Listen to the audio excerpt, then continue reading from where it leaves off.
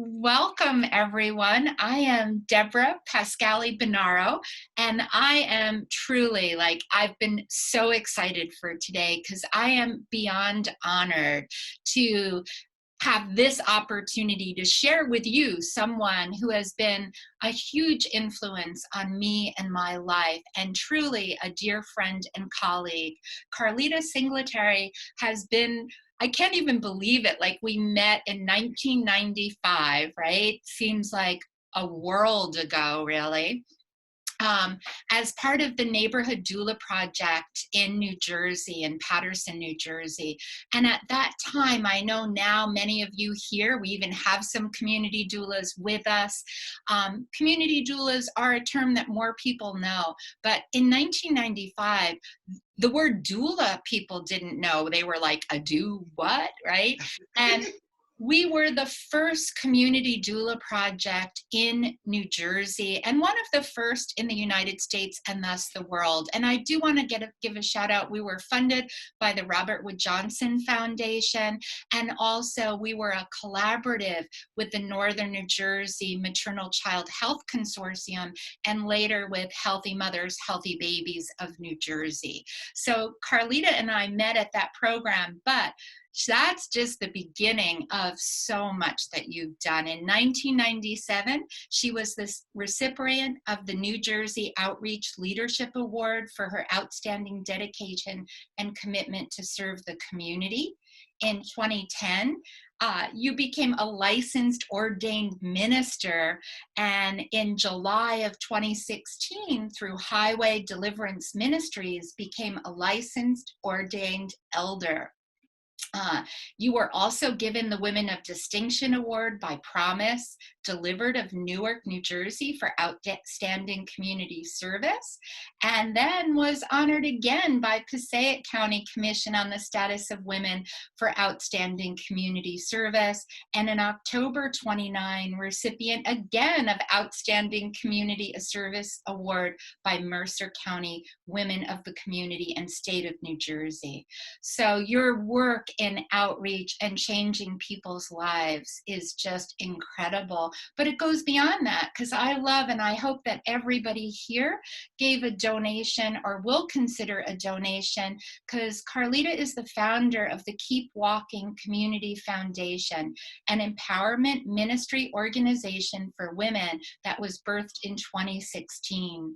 And she unselfishly gives so much to this organization of her time, her own money, and uses any donations, anything that you can contribute to help make an impact by educating communities, helping to create change and elevate others in opportunities to use their highest gifts and walking alongside them as they grow. She loves serving women from all backgrounds, races, cultures, religions, and social statuses, and she's a trusted, loyal servant at heart, a natural born, and also a learned leader. And I have to say, Carlita, everything and so much more you impacted. I just have to give that gratitude to my life. Our time together was transformative, and so many pieces of what I continue to pass on as a doula trainer have nuggets that you really taught me and shined. So an honor to be here with you. Welcome. Thank you, Deb. I really, really appreciate it. And thank you for that really, truly humbling introduction for me. You know, you have played such an intricate part in my life. And yes, wow, 1995 and it's now 2020. Whoever would have thought, right? It just has been a miraculous time together. And although we've been worlds apart at different times, we have always stayed connected, and our spirits have always continued to be able to reach out from time to time over those years. And you have played such an integral part in my life and in my journey when thinking about helping and serving women, in particular the Neighborhood Doula Program. Oh my goodness, we could not have done it without you. So I am tremendously honored to be here today with you. Oh, thank you. And I know, particularly at this time in the world, we're really looking at how important community doulas are, how women from the community, especially, Black, Indigenous, people of color, Yeah. to serve their community are. So I thought this was such an important time to come together and really talk about what was that like for you as one of the first community doulas? Oh What was that like? oh my goodness, that was, well, first of all, I really didn't even realize what was happening until like it was like life, divine intervention kind of thrusted us into this particular program. And first and foremost, it was an absolute honor. Like you said in the introduction, like people really didn't understand what doulas were doing, what it was, doula what, basically. So there was a lot of question marks. And um, back in 1995, just as it is today, it's still challenges that we have to deal with in our communities. And some of the social unrest that's happening today, the same things were happening back then at a lower level, I think. It wasn't as exposed, Yes. things that were happening. However, it was an honor for me to go into any woman's home or to deal with any woman in wherever they were in their perinatal, care and their services that they needed.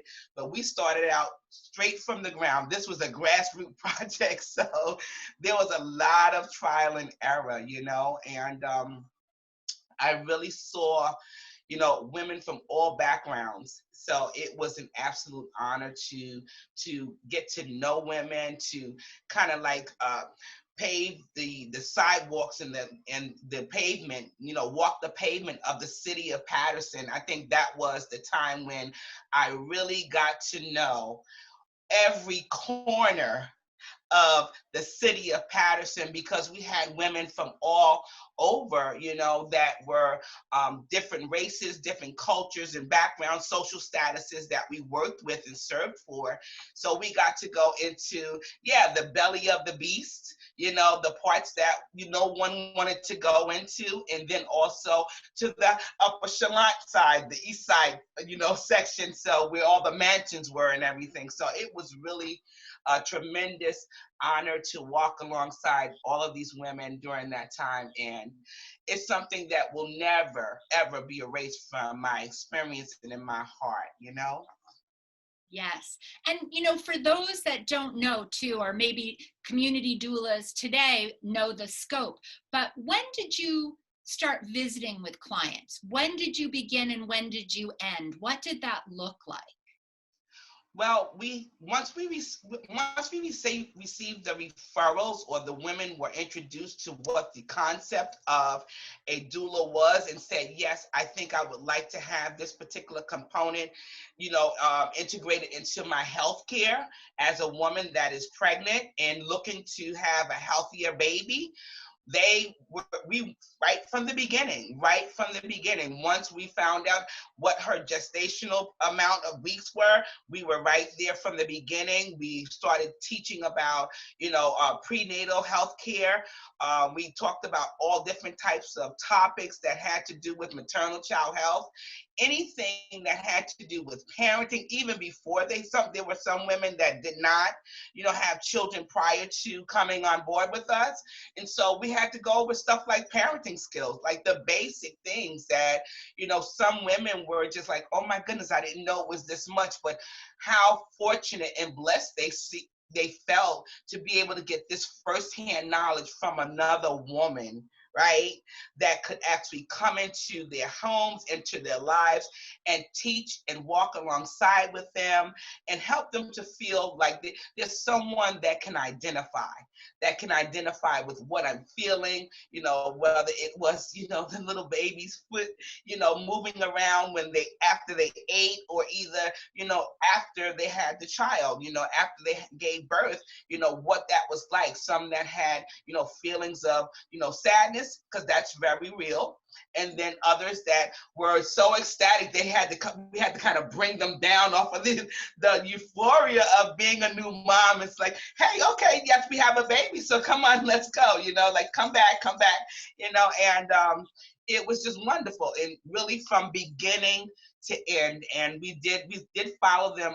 I believe that's 1995. There, I'm 54 years old, so forgive me if I don't remember the exact date, the exact time, but I believe that we did do at least the 6 weeks postpartum period. Yes. And then some, if they needed extended amount of time with us, that always also was offered to them as part of our services. So again, an honor, an absolute honor to follow. Yeah.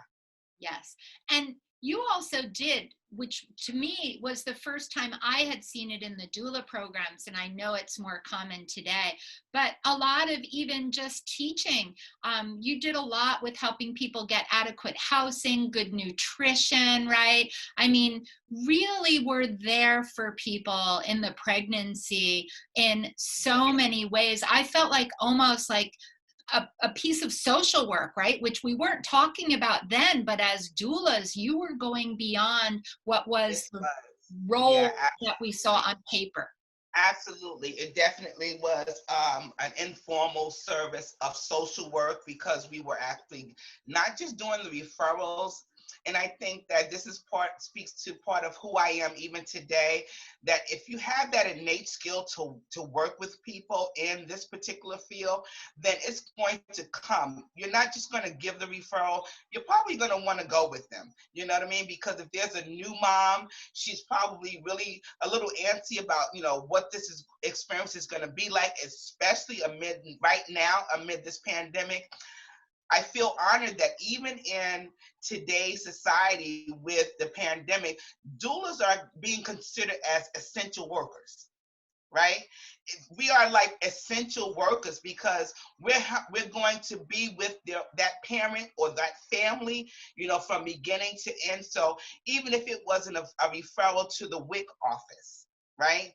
We would be able to see if we can actually extend our services to go with them and maybe just walk alongside them. Sometimes maybe even holding hands. It depends on, because of where we are right now, what are the social distancing guidelines for that particular agency or wherever it is that you're going to be going to. Like some doctor's offices only want the patient to come in, but there's a lot of women that may be pregnant and not have the father figure in their life at that time. So we serve as a custodian, right? We serve as a custodian, as a person that is going to help guide them and walk them through each and every aspect of their pregnancy. Yes. And thank you for reminding me of that. Yeah. Yeah. And I have to just one of the things that sticks in my mind so much is our training was 30 days. Do you remember that? We were together for a whole month. Yeah. Every day, 9 to 5. It was intense. Yeah. It was intense. It was very intense, but it gave us such an opportunity to come together as a group. And I'll never forget, like very early on, Carlita, you really helped us come together and open always with a morning prayer, coming into circle, ending in circle, creating that community that we had with each other that started in the beginning and carried us through. And so that memory was such an important part of not only were we as doulas serving the community, but I felt like we really developed relationships with each other that served each other and enhanced our own lives. And I think so often in doula programs, we think of the others, but I want to ask, what was that like for you? Because that's when I said it changed my life. Being part of that circle and your guidance at that time gave me a lot of skills and insights that have always stayed with me. Thank you, Deb. She's being so nice. Thank you. I really, I wholeheartedly believe in like circles of hope, because circles remind me of something that's never ending, right? And that everyone is connected together. And there was something that, has been in me for, I can't even remember how long, but, being able to, draw the energy from each other, because sometimes someone may have been going through something, and because we came together with prayer, and it wasn't something that was necessarily religious, but it was something that was universal, that actually spoke to each and every person that was there. And mind you, we all came from different backgrounds, the doulas.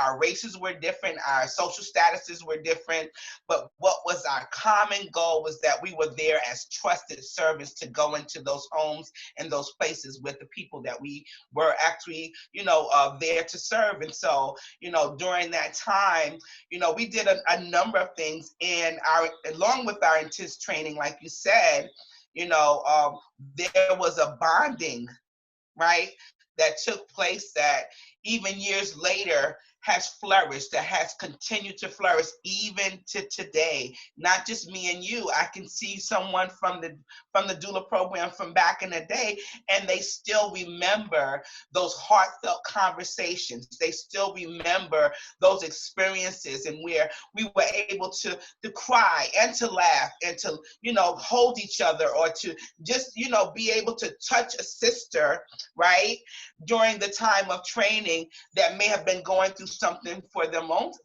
self, that was able to release that and feel covered by the other women that were there with them. And now we would start to, begin to edify or encourage the woman that may have been going through something. Because one of the things that I do want to say is that, in this field, you're pouring out. You're pouring out. You're pouring out. You're pouring out. So there has to be a refilling. There has to be a reprieve somewhere. And we came together, right? There's strength in unity. So we came together as a family of doulas, and we actually loved on each other. We actually strengthened one another. We encouraged one another. And I think that is so important, especially today, because so many things are surfaced, right? So many things are surfaced. So many things are based on materialistic things, or, things that are more tangible. But this is about connecting to the woman that you're about to serve, the family that you're about to serve. There has to be some type of bond that actually connects, where, you know what? There were families that I actually may have been with them for whatever amount of time. And because of the connection, the woman would start her sentence and I would already know what she was going to say, or either she would need something. And before she asked the question, I would have what it was that she needed and started bringing it to her. So that type of connection, that, innate skill, that maternal instinct that we have, and woman's instinct that we have, the nurturing part, the caring part for both children and families that we have already. It just allows us, it's an honor to come out. It comes out in our serving and our giving to the families that we're assigned to. So yeah, thank you. So well said, Carlita, because for me, as I reflect back, I feel like that was an essential piece. I feel like if we hadn't come together in those circles, in that supporting each other, right, we wouldn't have each had the energy. As you said, we would have been over giving, and without receiving, Right. it would have been really stressful.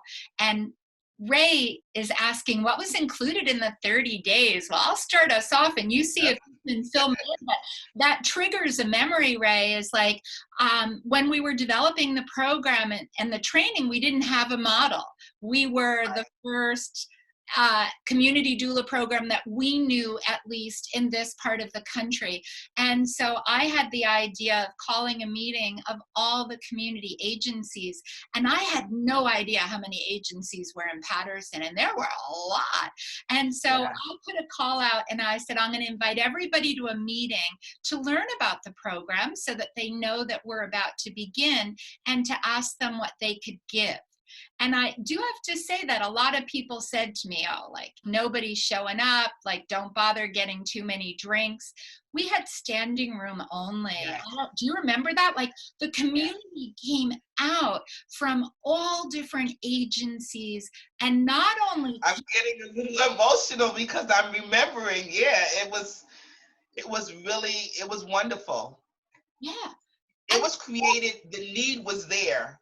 right. No one actually really knew until we started to expose, right, that there was a need for doulas to go in and to help these women and children and families. You know, I got emotional just now when I thought about that, because it was standing room only, and women from all backgrounds were like, yeah, we need this. We need this. And professionals, from housewives to professionals, were there. It was absolutely the most honorable experience that I had in walking along with women. Really, honestly, It that's the truth. was phenomenal. I know, when you think about it, and they all gave. And so that built our 30-day training with people with all different experience. And we learned from all different community participants, people, Yes. agencies, and they could educate us on aspects of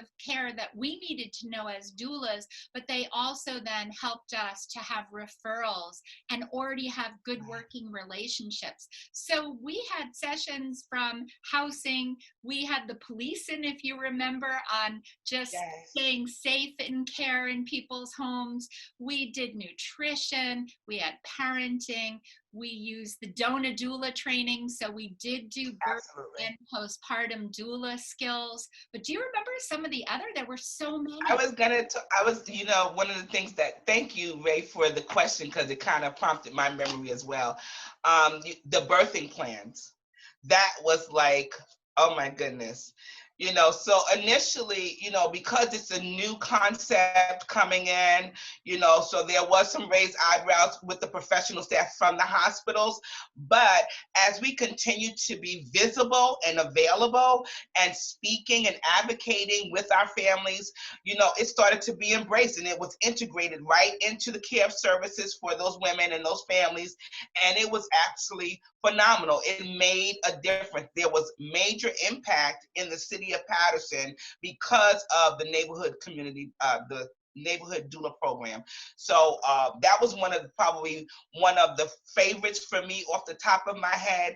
And then I think also with the aftercare, with the postpartum care, you know, because now the miracle is here. You know, the miracle is here in helping that mom and that family learn and teach how to care for their miracle baby, right? Because every baby is a miracle. Every baby is a gift. So after that, you know, that was an integral time that we definitely need to make sure that we stuck close to the moms, because there was a high and there was a low with a lot of women, and that's the truth.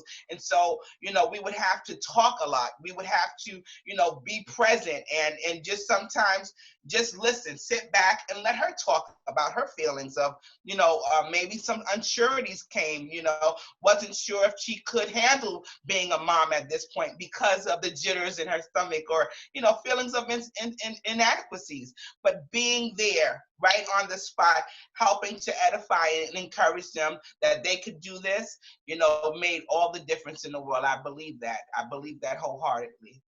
Yes. Thank you. Yeah. And I want to say too, and you probably remember this well, we not only did 30 days, but we had weekly mandatory doula meetings. So the circle didn't have 30 days and kind of break out. The circle stayed connected. And those weekly meetings, right, were such an important place for people to share their stories, to troubleshoot, to make sure that they had the resources and to feel supported again. And I felt like that was essential. Sometimes today when I hear community programs that don't budget in that reconnection time, I get worried, because for me it felt so important. How were those weekly sessions for you? Do you remember that?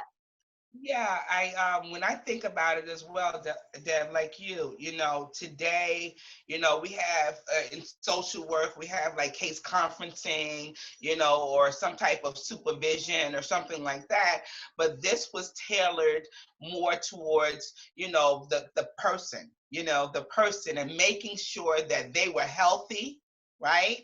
That they were refreshed, that their voices were heard, you know. So it was very personable in a sense. Yes, it was professional, but the spirit of, you know, bonding and building up the characters of the women is what made it so worth it. You know, what makes it even memorable today. Sometimes I think in society we get so carried away with all of the legalities and all of the, you know, the business part that we forget about the person. And so, you know, what a wonderful learning curve for me and for the other women, I'm sure, that participated with us, you know, that, you know, knowing that here I am as an advocate, as an advocate saying to my client, or, you know, the woman or the family, that your voice matters, and then going into a professional setting or organization and feeling like my voice doesn't matter. It doesn't match.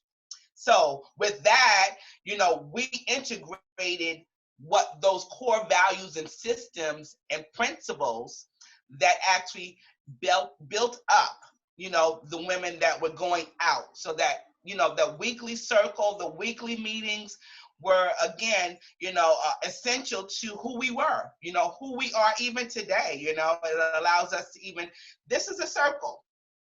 You know, we're on Hollywood Squares, but we're still in the circle today, you know, and so every voice counts, right? Every part that, every person that's on the team today, it may not be a formally, you know, made team, but today we're a whole team.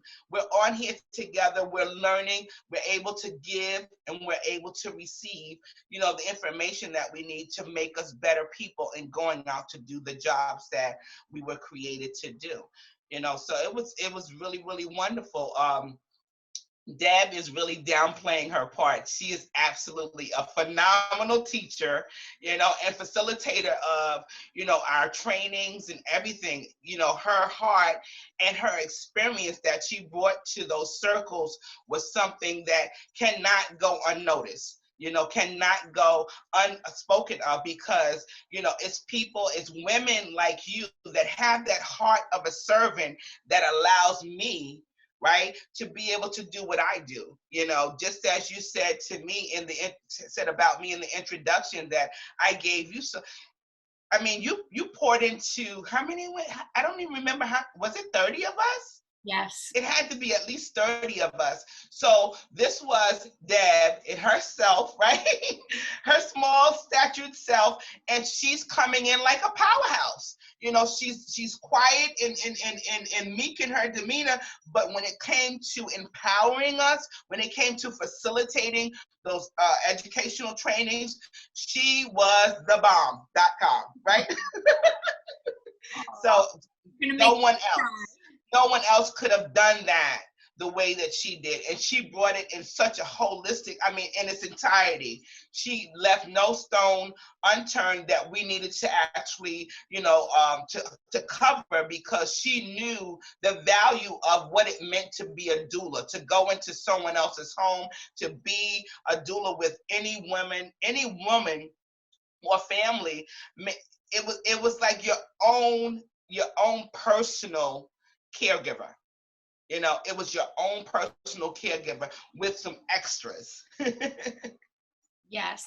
Thank you, Carlita. That means so much, Yeah, absolutely. because as a doula, right, we want to we want to listen and amplify every person's voice.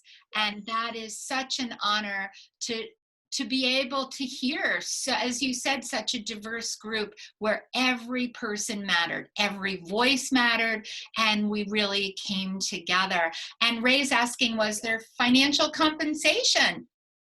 Yes. Yes, it was. Yes, as she mentioned, we were funded by Robert Wood Johnson, and then later on, I believe Northern New Jersey Maternal Child Health Consortium. So they were grant funded. Um, And so we definitely got paid. However, I still believe today that, there's no price tag on a doula.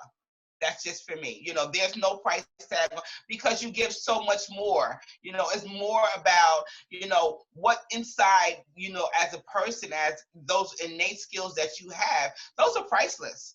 Those are priceless things that we do. Sometimes they're not going to ever get from just going to a regular doctor or, just a doctor's visit or a home health aide or something like that. They're not going to get that personable, touches that we bring to the table in serving them. Yeah. But yeah, I think it is important though today, right, that doulas receive a livable wage. I think Absolutely. Doulas need to be paid in a way that's sustainable for them. And I would add that includes in-service time and other time to value Absolutely. That our own connections are as important in order to allow us to serve, right? We really Absolutely. And if I may add as well, I think that also, for the travel, I don't think that was included back then, because again, even though it was for the city of Patterson, some women, right, may have had appointments outside of Patterson, depending on, what type of coverage that they had. So again, after the grant ended. That's Ray. Ray's asking all the questions. But yeah, so I would definitely speak to, travel reimbursement, you know what I mean? And also, I don't think we had telephone services connected. So again, because times are, have changed and it's a little bit more challenging today. So maybe some of those things can be, if there's a grant that's out there, they would cover, some devices or something that we would need to communicate, whether it's, an iPad or laptop or what have you, a notebook, or even just for phone services, because even still today, a lot of my work that I do, it's coming through my personal phone. I never asked for any compensation, but when I think about things that should be covered, those are one of the things that should be covered. Yeah, I agree. And good questions here. So how many clients did each doula, do you remember that, work with per month? Per month? Yeah. And more likely per year, right? If I remember, you each were doing about 8 to 10 births in the year. Yeah. I'm thinking more so on the yearly basis. Yeah. So what's that? And remember, for those that are listening too, right, as you said, Carlita, you weren't just doing the birth. So many people were coming into the program in second trimester. We had some that were coming in third trimester. But as soon as they engaged with the program, there was substantial visiting. So when you had all the pre, you had the birth, and then you had a minimum of 6 weeks postpartum or more if there was need, you were pretty busy. 8 to 10 clients is a lot of clients. Yeah. So I could, see a family 2, 3, 4 times a week, depending on the types of services that they needed. If they had to go to their doctor's appointments, or if they had to go to the WIC office, or even for some that maybe needed to apply for SNAP benefits or something like that. Remember, we were walking alongside them with every single area that they needed to address concerning their pregnancy and then after as well. So it was really busy. It was very, very busy. One of the fun parts for me was getting to know the hospital staff.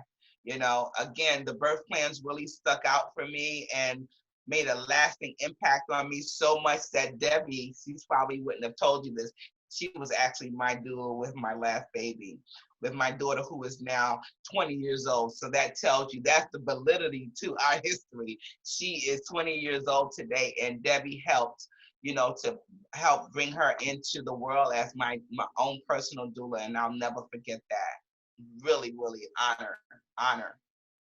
And for me, wow, like she's 20 now. I can Yes. touch that see and feel every bit, because it was such an honor to be with you at such a sacred time. Yeah. Wonderful, wonderful. And how did the hospital staff? That's a great one, Jill. Do you remember some of the staff? How did they work with our birth plans and parents? Yeah, well, remember, we're talking about 1995. And again, doulas, the concept of having a doula was really, really foreign to a lot of people and even professionals. And so we had to strategically, come up with creative ways to make the hospital staffs in the beginning feel like they were definitely a part of this, because we didn't want to go in as, them versus us, right? Because then we would lose with the family. So we wanted to make sure that we created relationships that with these staff persons. And so that meant for me that I would probably visit, and I'm an initiator, she'll tell you that, so I would go to the hospitals even when I wasn't at, with a client or with a family, and just introduce myself and just say who I was and what the program was about and what did they think. I would form relationships with the nurses, especially the charge nurses, the ones that were on the one that were in charge for each shift. That was something that I think was very, very important, because they were the ones that kind of like set the tone for the rest of the team. You know what I mean? And so once you start to, develop relationships and they saw you, my concept, be visible and available. So I would leave my card, right? I would call, hi, this is Carlita, just seeing how you guys are doing. And there were even times, Debbie probably didn't know this, but I would just, bring in coffee or send some donuts. And this is from the Neighborhood Doula program, so that they would know who we were. You can't just show up and say, okay, this is her birth plan. You have to go in. There has to be a preparation, before you even get to that time of labor and delivery, so that they'll know what to be expected. And then the mom and the families, of course, they would be willing to, sharing what their desires were. And so if we're there with them while they're explaining this, even while they're doing their OB care, we're in with with the clients. And so we're actually a part of the entire process that allows even the doctor, the clients or the family's doctor, the OB, right, to say, okay, when she goes into labor and delivery, her doula is coming with her. And she has also a copy of the birth plans. And the hospital has a copy of the birth plan. So it's not, you show up at labor and delivery and you have these set of papers in your hand or anything like that, or either the client has, because they had their own copies as well. We remember that we had them, and so they would have a copy, we would have a copy. And even with the client, don't let them just go to the hospital, and we've never talked about it to any of the staff persons at the hospitals, or whatever they decide to, if they wanted to do at a birthing center. Birthing centers they're going to say, oh, absolutely, because they're aware of what we do. But at the hospital, they need to be prepped, so to speak, and the relationships definitely need to be formed beforehand. Yes. And I love that I didn't know you were going and bringing coffee and donuts and things. So how wonderful to hear that, because it was essential that we built these relationships and bridges with everyone. And even with that, there were times where there were challenges with the staff. And that was another reason why having good support, because as we're hearing too often with racism, our clients faced a lot of racism and bias at times. And you and the other doulas really were the eyes, the ears, and the added voice that often made a difference in the care that people received. Do you remember? I mean, I remember some 2 a.m.s being up and saying to some of you, keep raising your voice, no is not acceptable. And that was your quote, keep raising your voice. And being an advocate during these types of experiences is important. it's priceless, really, because especially amid now with the social unrest that we have, and we know that African Americans and minorities have racial disparities when it comes to healthier babies, and so it's really important. I remember going with some of my families to their different doctors, and sometimes we may have even had to change a doctor, because it was just, the tone was just too rigid. It was for such a precious time, right? But such a precious time as birth giving, and being experiencing pregnancy for the first time for many of them. This was something that we needed everyone to be on the same page, and it definitely needed to be sprinkled with love. I'm not sure what healthcare is today, but we need to have love sprinkled in there through every step of the way, and so the families were, they were actually, times when, like you said, 2 a.m. in the morning, and we're trying to figure out what can we do, what more can we do, and I'll always go back to being visible and available.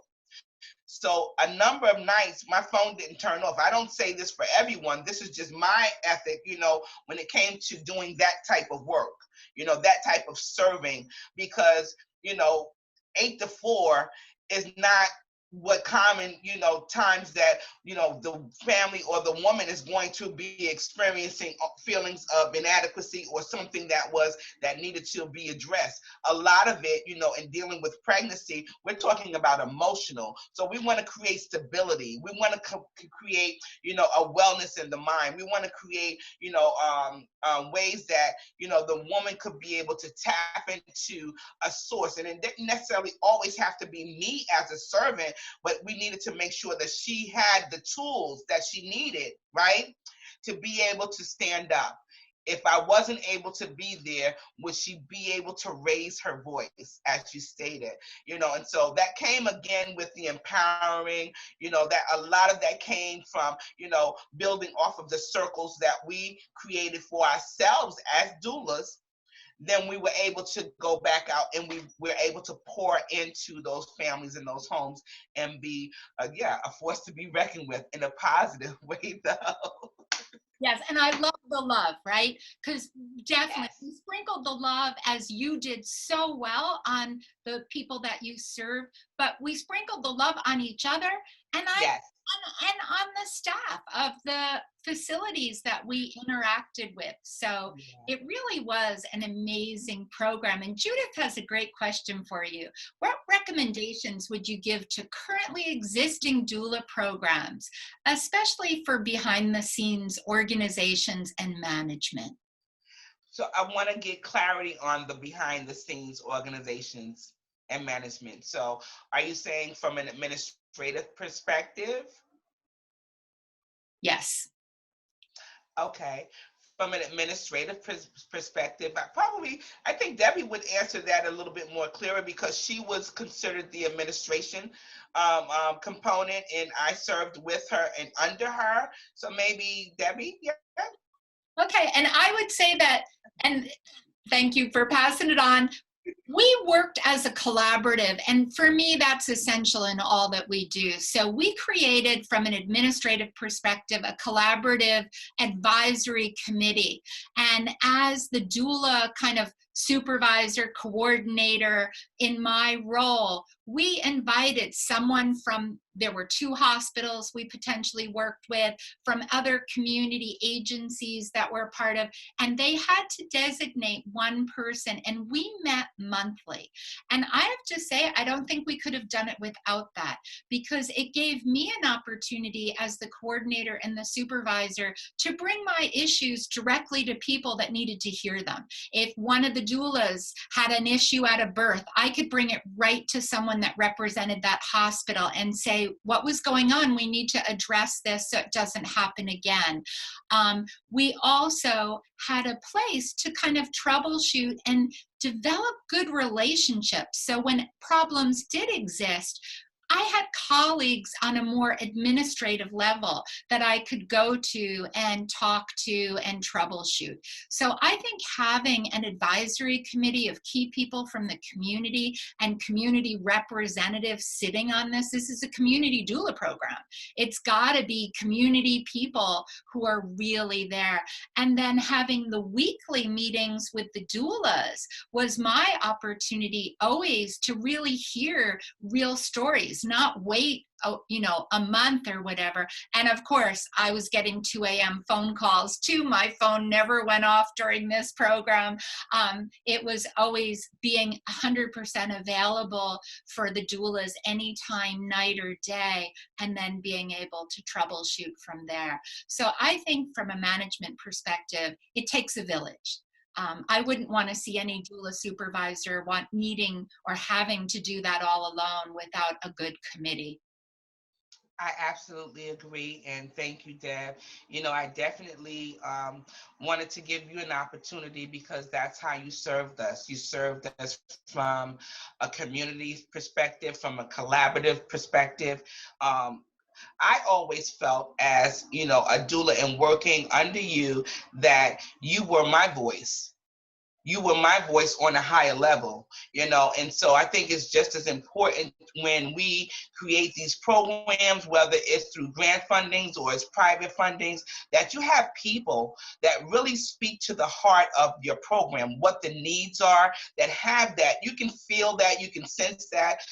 America has gotten away from the touchy-feely thing, but that's who I am through the core. I need to be able to know that your presence and your spirit has connected. And yes, you come with education, you come with, administrative skills or what have you, but there's a part of your heart that believes in what we're doing. And so that's where I believe that we as doulas were able to rest, peacefully at night, that we had someone that was also our voice, advocate when something needed to be done or something needed to be expressed. If there was a need, nothing happened just by happenstance. Everything that took place as we excelled, as things took turns, for different experiences. We always felt, and I believe I can speak to speak for the group collectively, that Debbie, whenever we had our weekly meetings, that was her information, right? That she was able to carry to the next level, right? That allowed us to get results. And that was very, very important to me. I'm the type of person that when it comes to programs like this, we need to make sure that there's a means at the end. There's something that we can say, the outcome is what was what we expected or what we wanted it to do. And that had happened when, we were in the community doula program. So yeah, I'm very, very grateful. I couldn't have picked a better person for our administrative team for her, because her heart was in it. And that's what I think that we can give to that question, Judith, as far as the behind the scenes, making sure that it's not just a person that has a title. It's not just a person that has a title, but they actually care about the people and the families that are being, served in the particular program. So yeah, I wholeheartedly. Thank you. And we're going to come back to the question about burnout. So hold that, because that's next on our agenda. But I feel that Cletras's question, since Black women face significantly higher maternal mortality risks, 44 deaths per 100,000 live births, have you seen these numbers decrease since becoming a doula? And can I jump in before, and then Carlita, I want you to answer this, but I don't know, Carlita, if you're aware, I think you are, but in our program, there are 2 vivid memories for me of particularly Black women that were not getting care they deserved. And one truly that would have died without the doula and the care, and the other person, I don't know, there might have been a death or a problem. and it really was that they were not being heard. They were postpartum issues. One was throwing a stroke, if you remember.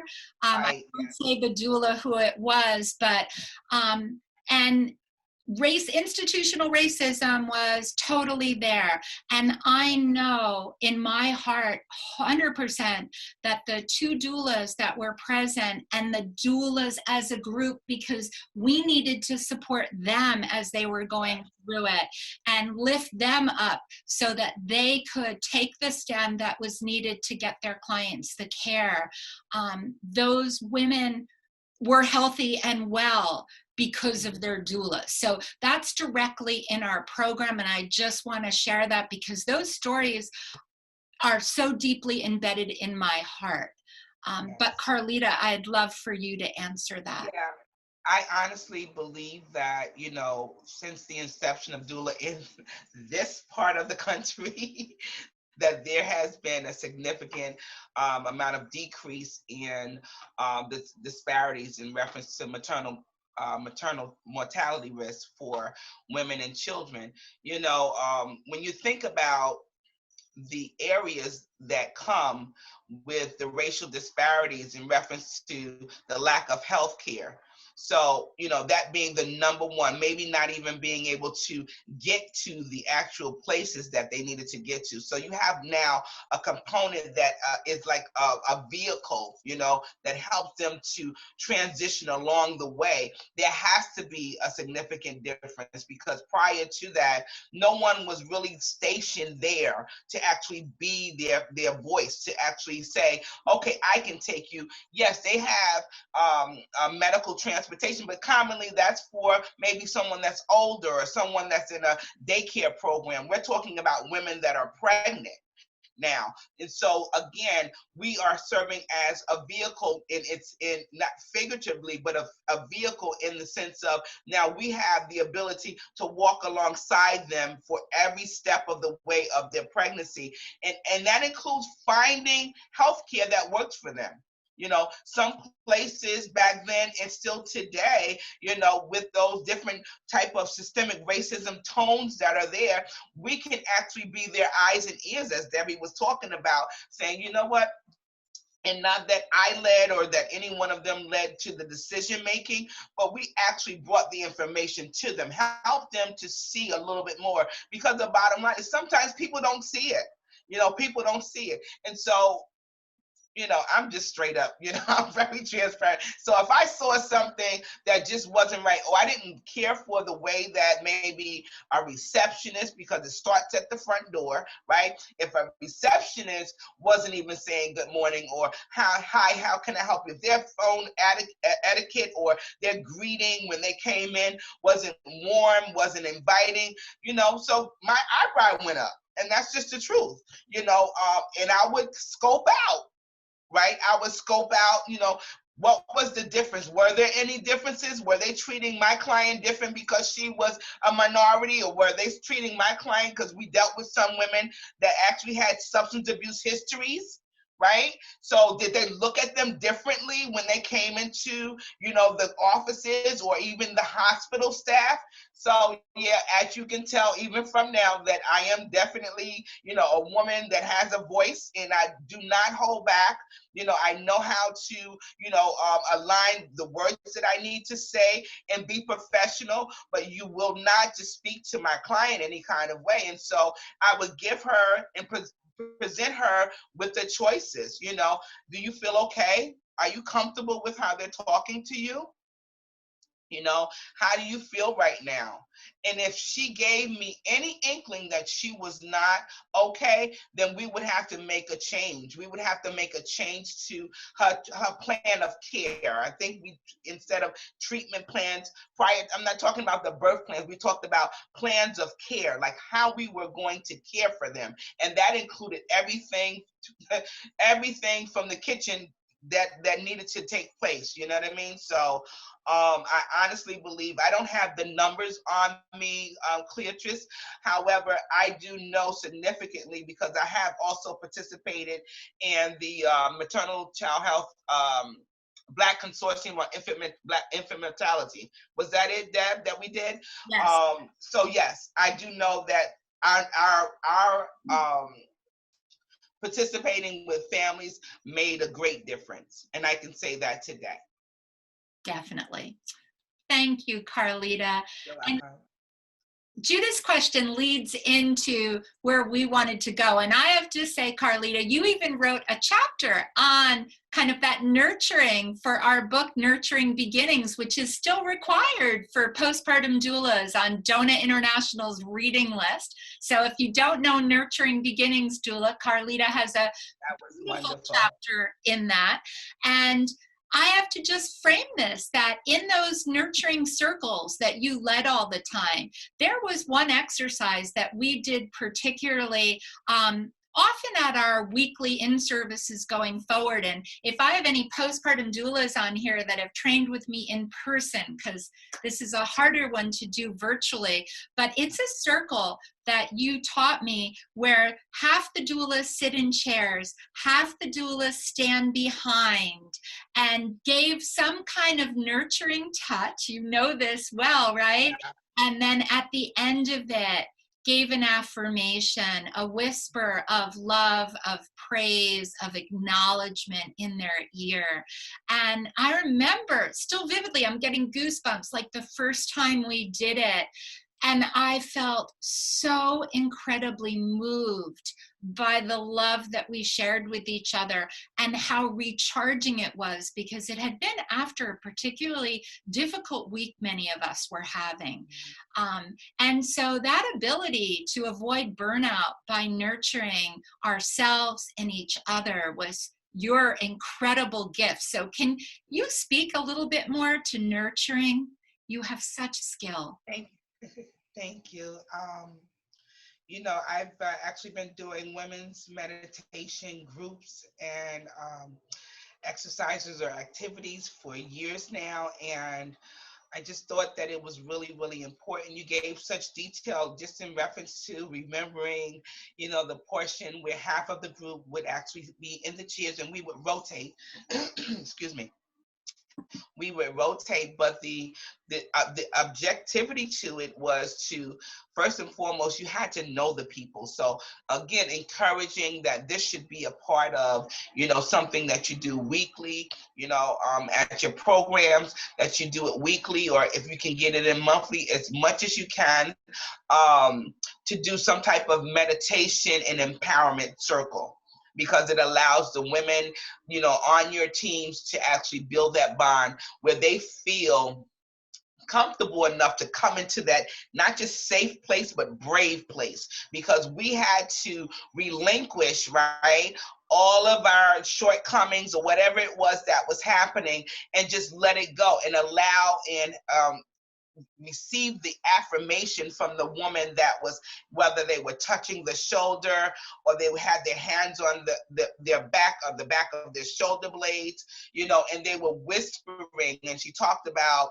the affirmations. And the only way that the women that, as they rotated, knew what to say is because they already had gotten to know the other women. So we knew instinctively or innately what these women needed and knew what to say, and speaking into their spirits, right, what they needed to hear at that moment. And that was so keen for us. That was so, I don't even know how to describe it. It was a spiritual moment. I don't know what else to call it other than that, because we were connecting, you know, we were connecting together on another level that probably most of the world didn't see. This is where, you know, you allowed your vulnerabilities to just rest in someone else's arms, so to speak. And so, you know, when we talk about, you know, having nurturing circles, is important that, you know the people, you know, because I'm not just going to, you know, just let my guards down, so to speak, for just a stranger. So building up that rapport, that momentum, that team unity spirit, that's very, very important. And we need that as healthcare workers, as doulas. We need to be able to have that portion of our time together, right, to edify, to build up each other, because again, going back to, you're pouring out, you're constantly giving out.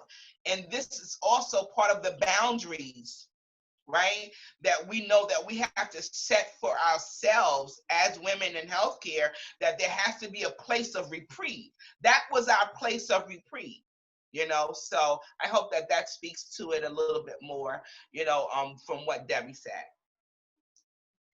And I know that our time's coming to an end, but we have so many more good questions. But I'd like to say, Carlita, before we open up a little more, is there anything else from lessons learned, both personally and professionally, that you would want to say to all those that are with us as community doulas, as doulas, and going forward?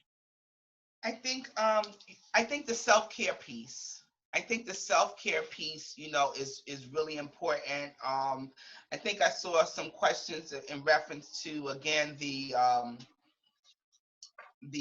monetary piece. That's very important. We definitely need to be paid, you know. That is something that's balanced across the scale in reference to being paid. But the healthcare piece, you know, I can't put into words the importance of our role. I just can't put it in, you know, just one word or just sum it up. But it is important that we practice self-care, you know, that we are able to have a sense of who we are, right? And be okay with that, knowing that we have, and no one's a superwoman, right? We have, you know, our days when you may not be as full or as high in your energy. So self-care is very, very important. You know, I was invited maybe a month ago or so with Debbie with one of her trainings where, you know, I talked about self-care and meditation. And so one of the things that, you know, I do promote and I do speak highly of is self-care and meditation, like, and whatever that means for you. It can be, you know, in the shower, doing the visual meditation. It can be taking walks. It can be, you know, reading a book. It can be actually going through the ritualistic of yoga, the rituals of yoga and different forms of meditation, you know. And so, you know, as we open up, maybe I can share maybe one other thing that I think is really, really good. It's called the body scan meditation. And so that, again, is visual, and it pinpoint to help you to release the stresses of the day. And it allows you to actually, you know, just have a little bit more in tune with your own self and what's happening with your body. So that's important. I think self-care is probably the most important thing, you know, outside of course, like I said, you know, making sure that we're able to take care of ourselves with the monetary factor, but knowing that we also all have our own families. So the boundary aspect, that's part of self-care. That's part of knowing, you know, what you can and what you cannot do. I am a firm believer in, you know, transparency. And so if there's something that I cannot do, I should be able to share that with my peers, and or even, you know, someone that is, you know, maybe that's over, you know, over me or something like that. And again, all this is contingent upon, do you feel comfortable enough with the people that you're working with that you can share with them? I think that the role of a doula in any of its programs is unique in its own way. You know, it's not a normal job to me. You know, it's not a 9-to-5 job. So there are special areas that we get a little bit more leniency when it comes to sharing our thoughts and our feelings, and even sometimes our emotions, that allows us to empty out, right, and then be refilled. You know, and so this is where the collective concept of community, come into the unity.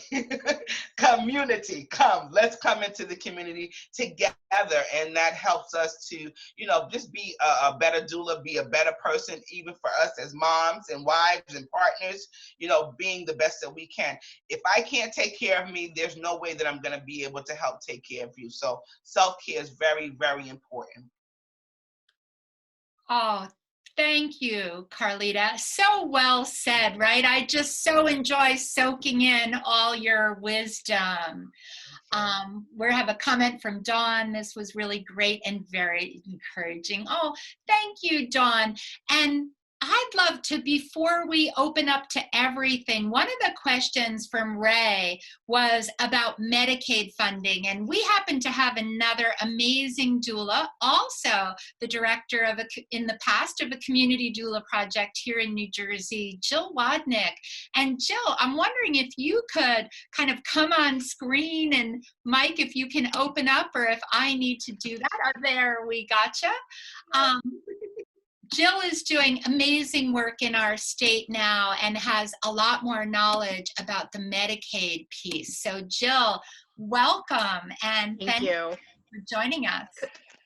Carlita, I loved hearing your story and your oral archives. And I was the one who was like, can we please get a recording, because there's so many tremendous community doula projects that are happening right now in New Jersey that are really on this living legacy of the Patterson neighborhood program. And what a gift you both have given us by sharing this. And I hope it's recorded so it can be shared again. So sure. So New Jersey is unique in that in 2017, there was a state proposal to have the state plan amendment cover birth doulas, which is important because doulas don't do clinical care. That legislation didn't get passed in 2017, but it was reintroduced in 2018 by State Senator Nia Gill and a number of other co-signers. It was signed with 14 other maternal health bills as a comprehensive package of maternity care equitable reform in New Jersey. Governor Murphy signed it into law in May of 2019. So the challenge has really been because of COVID. It would normally have our state office of Medicaid would have done this state plan amendment, submitted it to the feds. That's a little bit delayed, but I would say be on the lookout for, as of January. So what then would happen is that there would be a mechanism to make sure that doulas who don't have the community resources and the health equity framework that would want to get the Medicaid reimbursement have that pathway. And for current community doulas who are already working, have that pathway. And we have about 40% of births in New Jersey Medicaid supported. So we have 103,000 births a year. So that's a lot of births. That's about 40,000 births. So be on the lookout. Yeah. Happy to, I can put my email in the chat box. I work on a grant at Montclair State University on improving maternity care, and happy to answer any more technical questions about that offline. Thank you so much, Jill. And I'd love to invite others that are with us that might have comments, questions for Carlita. If you have the ability to open a mic or bring yourself on camera, we would love to see and hear from you. Hi, can you hear me? Yes. Hi, Sister Val. Hi, Debra. Hi, Carlita. This was excellent. How's everyone? I do have a question as a postpartum doula. Because of the COVID, New York has been hit very hard and we've overcome it. But because of the social distancing mandate, how would I, as a postpartum doula, incorporate, like you just said, the imaging and the touching, if I'm not going into the home? Because I was told that we could use Zoom or Skype, but it just seems so disconnected. And so I'm feeling very awkward as a postpartum doula because my work would not begin until after the child is born. Can you help me understand how I could make it work, please? Yeah, if I may, Deb, it's okay? Please. And yes, COVID and there's social distancing that we do have to adhere to. And sometimes the populations that we work with may not have access to some of those things, but surely for the ones that do have the ability to utilize Zoom, and even if you have a phone or app that allows you to do the Skyping and to do the face-to-face, make use of that, make use of that, I mean, to the utmost, because just as you think that it may not be working, it is. Face-to-face contact, okay, it takes precedence. Yes, at any time, we know that the Ministry of Touch works a whole lot more than just being on Hollywood Squares. However, seeing your face regularly, remembering visible and available, those things are very, very important. So, even in my part-time work that I do, I no longer have in-person contact with any of my clients or families. However, they see me every day. They see my face every day. And so I may not be able to touch them physically right now, but I am able to show my face. I make time. I make the scheduled time in my days for each and every person or each and every family that I work with. And actually, it's working right now. The entire world has shifted to telehealth and Zoom connections. I don't say I'm going to meet you on Zoom. We're connecting on Zoom. And that's what we have to do. And so, I feel like this. America is at its A game when it comes to healthcare right now, because this is a time where we're in crisis and we're trying to find every which way that we can. So including those Zoom, me personally, I send out notes of encouragement. Sometimes, like I went to the store today, I picked up a couple of extra cards that were notes of cards of encouragement, just in the section that says just thinking about you.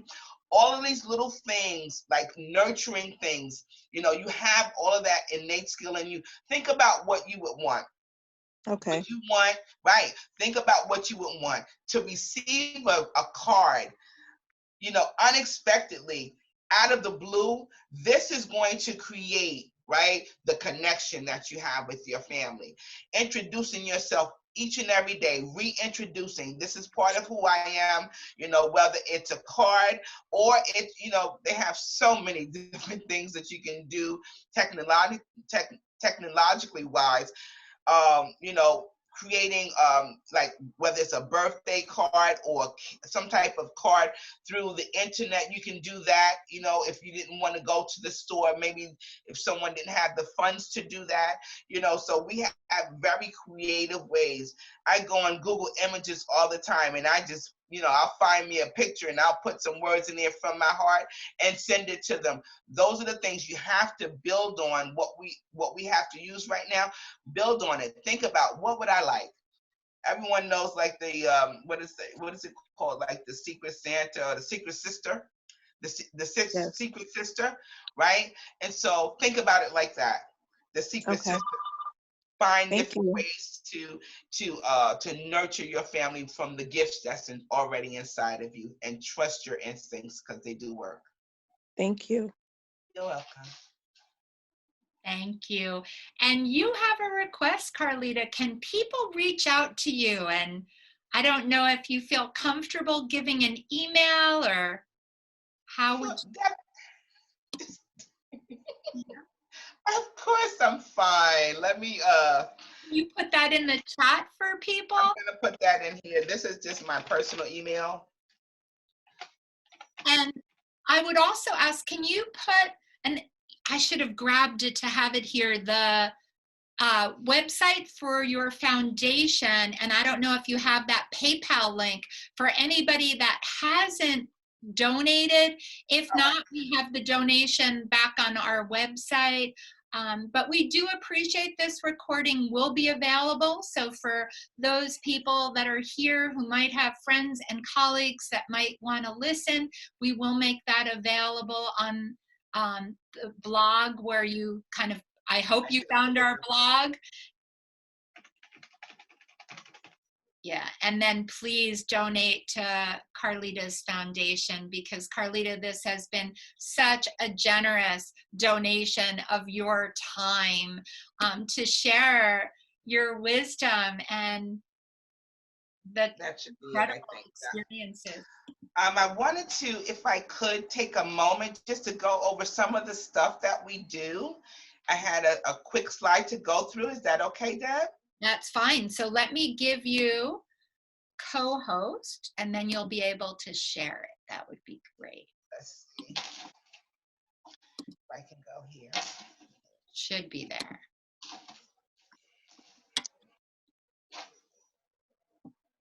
So just really quickly, if I can do that. So I'm just going to go over really quickly, some of the screens from this slideshow. In 2018, we were featured in Lady Boss Blogger, who is actually a phenomenal organization of women entrepreneurs and things of that nature. So she actually covered my my organization. I was really, really grateful. So anyone can find her on Instagram or Facebook as well. Let's see here. This is from Eva's Village. We actually go in and we do life skills workshops for women that are in treatment, whether they're in treatment actually at any program, they can come in because it's open to the public, and just going over basic life skills for women, and we actually just sit down and talk with them. Again, you see the circle. I believe in the circles because we definitely need to know that people are there that want to help us. This is one of the community, I won't say programs, one of the community, went blank, occasions that we actually hosted, or we actually highlighted people from the community that normally wouldn't get recognition, you know, because a lot of times you see a lot of established community organizations, or you know, top officials being recognized for all the things that they're doing. Well, I actually went in and I started to look for people that were in the community that were doing, you know, things that were making a change. And so it became, the concept was Agents of Change. One of the people that we highlighted and recognized for that particular time, she actually worked for the she volunteered rather for the Habitat of Humanity and helping people build their first homes. So her name was Amy. She actually helped do that and never was acknowledged in our community. You know, they were always giving titles and, you know, acknowledgments and awards to, you know, officials and all this. So I wanted to make sure that I was able to acknowledge some of the people in the community. We had people there that volunteered to do music services for people that were hosting different types of programs for their families and birthday parties, things of that nature. Again, this is Mercer County. We did an empowerment day for different people from different programs in Trenton. And that's me there with the women, and then on the other side is a picture where it was, you know, both men and women, and again, just empowering people in the community no matter where they came from. I'm also a parent coach, and so every year we have to do training. There I am there, back in the back there, for men and women all over the country, right, that are serving as volunteer parent coaches for families that are dealing with children and adult children who are battling substance abuse addiction.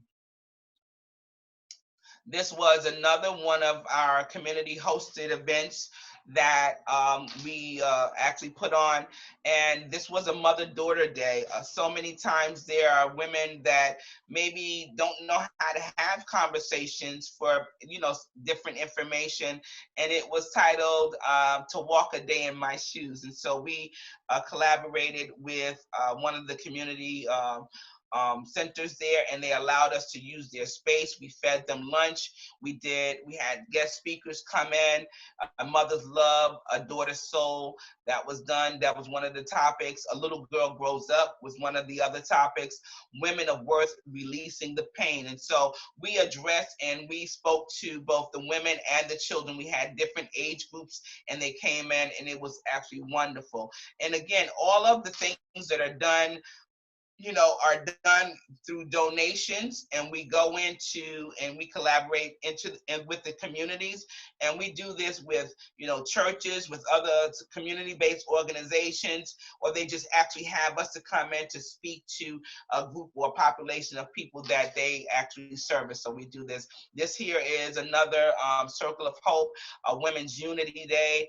I think this one, that day, probably there was about 75 women that day that came out, and we had a phenomenal time. They did some things on that day that were able to help them to just make it one more day. A lot of the women that were there that day were in transition from all types of backgrounds, whether it was domestic violence, someone that actually was dealing with substance abuse, someone that was actually had felt like they had lost all hope because no one was there for them to talk to.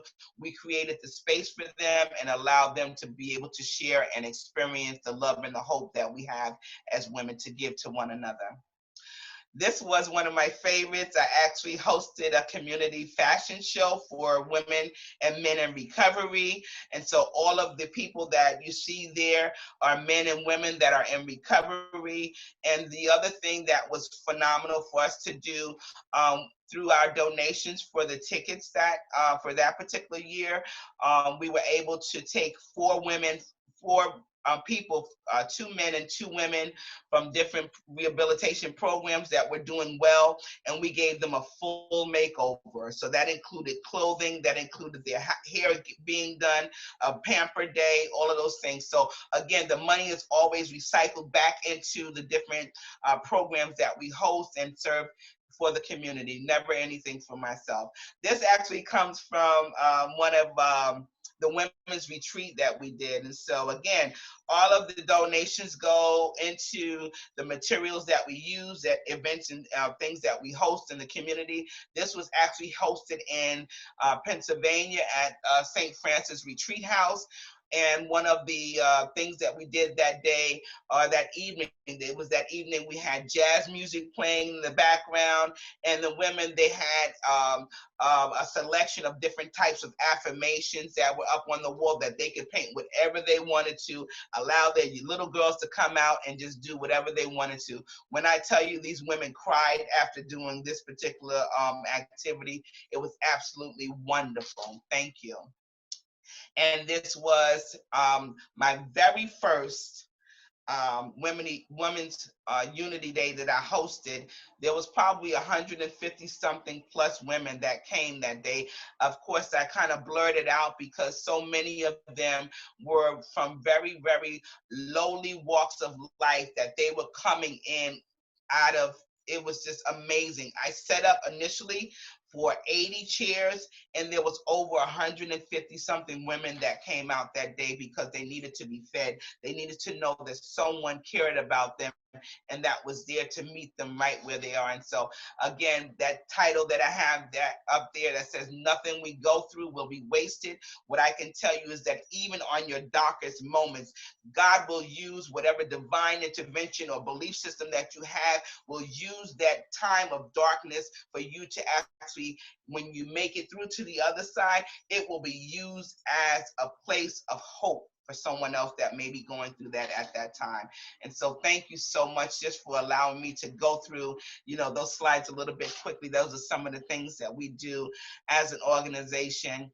And we also have a volunteer of men that go into, now we do actually a lot by Zoom and pre-recordings, a number of men that are in recovery and that come not just from, substance abuse, but also maybe that have had experience with going to jail.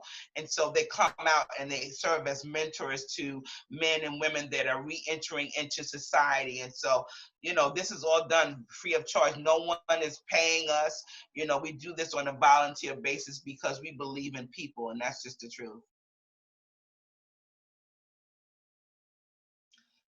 Unmute yourself. I know, I'm like so moved, I forget to unmute myself. Thank you so much for all you do and for taking time to share and inspire us all. And I know others will be listening to this recording as well, and your wisdom, your sharing and your encouraging just lifts us all. So Thank thank you you so from much. the bottom of my heart. I really appreciate each and every person that's on the call, that's on the Zoom today.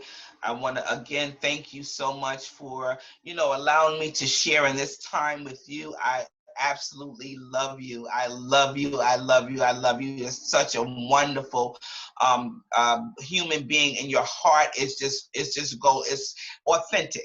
And that's what we need to see and look for today, you know, whether it's at work or it's in different aspects of our life. You want to see the authenticity of a person and know that people really care. And we have to make the difference. We have to show that love still exists, that people do still care about one another, and that our humanity will go on forever. And so I'm really, really honored to be here. And I thank each and every one of you for your opportunities just to, you know, share a little bit of hope on today. Love you so much. And we'll I love you too. Thank you so chat much. open. If anyone has any last comment, feel free to open a mic. We'll wait another minute or two before we close out. So thank you. I was trying to see. Oh, yeah.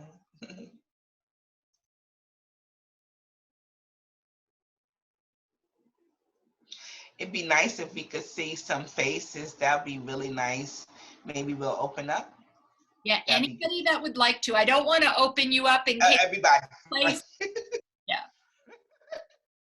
Anyone that would like to, I guess, yeah. I learned I that. love faces. Hi, Alina. Hi, Teresita. Hi, good. Thank you, Sister Val. Oh, we're seeing faces. Wonderful. Hey, Ray. Hi, Stephanie. I love this. I love this. Yeah. Yeah. I just want to, hi, Kristen here. Hi, I just want to, hi, just so appreciate this gathering. I recently completed doula and postpartum doula trainings in the Bronx with several women here, and the gathering of both trainings was so magical, just being with women and the wisdom that we all really just have and kind of comes out when we're together, I think. And so I just was reminded, and Debra, you articulated it, both of you articulated it, just the value of coming together. So I just am inspired to reach out to the organization that we're kind of guided by to just see if we can have more opportunities just to be together. Because I'm really struggling now with my confidence and being able to go out, and I just know that being together would make a difference. Absolutely. Absolutely, it will. I'm hoping that they will say yes to that, Kristen, because we need each other. We actually fed off of each other's energies, and we also was able to empower the next sister, you know, when she wasn't at her height of, you know, self-esteem for that day. It's really important, you know, coming together collectively. You're strengthened. You know, you're strengthened, you're able to see someone else like you that's doing the same work that you're doing, and being able to share that collectively and intimately allows us to just be built up, you know what I mean? And we're ready for the next go. We're next, you know? So yeah, thank you. Well said, thanks. Hi, Joan. Everyone is so beautiful. Oh my goodness, I love it. I love it. I love it. Everyone is so beautiful. I feel like I know you guys already, you know, just in spending some time with you. Hi, Tamisha. Nice to see everyone. I love it. I love it. You You know, too. we are just, you know, as women, right? We are the leaves from the same tree. Absolutely. Yes, we are. Yes, we are. And the tree, right? Speaking of the tree, when a tree has healthy roots, it's not blown over with every storm. So collectively together, right, we make the strength of the tree. And that allows us not to be swayed or not to blow over when a storm comes or when adversity comes. So build up your tree. That's good. I like that, Alina. Build up your tree so the roots, and you're too, Stephanie, that's right, so that your roots are grounded. They're rooted. Yes, they're rooted and grounded in love. They're rooted and grounded in unity. They're rooted and grounded in sisterhood, right? Because we need each other. This is a time where unity is breaking the ceiling right now, and that's what's going to make the difference, I believe, in our programs. The unity is what's going to carry us through this thing. If you don't believe anybody else, believe me today, we are operating at our A game right now. We are operating, we've never experienced anything like this, right? And so our minds are heightened, is thinking like, what else can I do? Right? It's thinking, what else can I do? Like, we've never experienced this, right? What we're going through as the earth. That's how big it is. So our minds is pushed, it's almost forced to go to a higher height of thinking and creativity. And so my prayer and hope is that, you know, that you are receivers of creativity and witty ideas to help you to get to the next level, right? Of being able to be of service to those that your hands have been charged to take care of. Y'all about to get me started. Whew. I love it. I love it. Because when we come together like this, there's a force that happens. There's a spiritual force that happens that lets us know that we're on the right path. And this is rooted and grounded in love. And that's what it's all about. What you're sharing, not only your education, you're sharing the love and the energy from inside of you. You know why? Because you are a miracle, and I'm a miracle, and she's a miracle. We're all miracles, honestly. You know, I'm sure we all have our own stories to tell. Let your story be your voice of power. Let that be your voice of power. That's how we get to actually unite with other people. If you ever think about it, you know, a lot of times people just want to be heard. They really don't care about your title, how many letters you have. It's nice to have that. Don't get me wrong.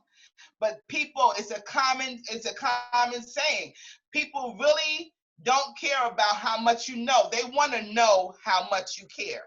And the things that we can do as doulas, those little unique and special moments that you can create, that's my prayer and my hope for you, that whatever, you know, you need through your systems of belief and faith, that something deposits into you that you can actually share it with your family, and they will feel loved and more nurtured through the process of your relationship with them.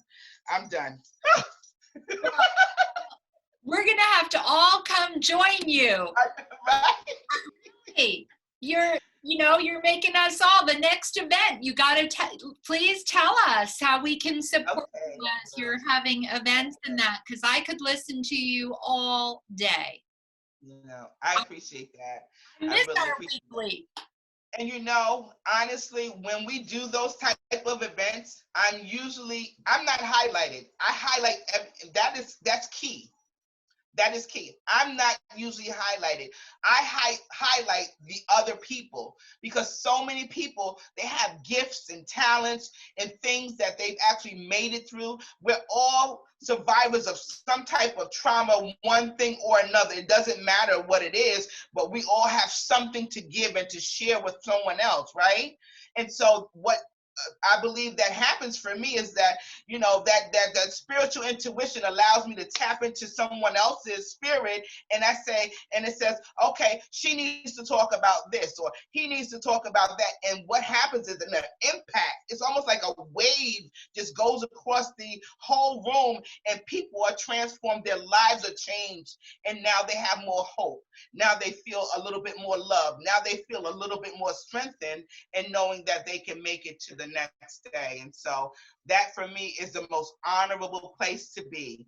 Sometimes it's okay to be behind the scenes and helping to make things happen for other people, because your rewards are greater than anything that money can ever buy.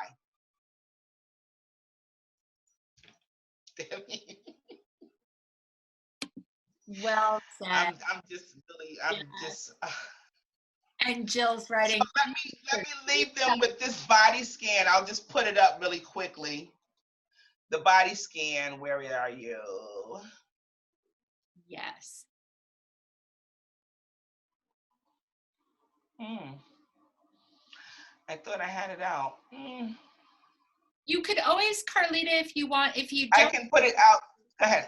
We're going to be emailing everybody. Okay. Link to the video once we have it up. It'll probably be, today's Friday, right? So, no, Thursday. But tomorrow, Thursday. or Megan's going to be on it. So it'll probably more likely go out to everybody on Monday. I'm not sure. Next week. Okay.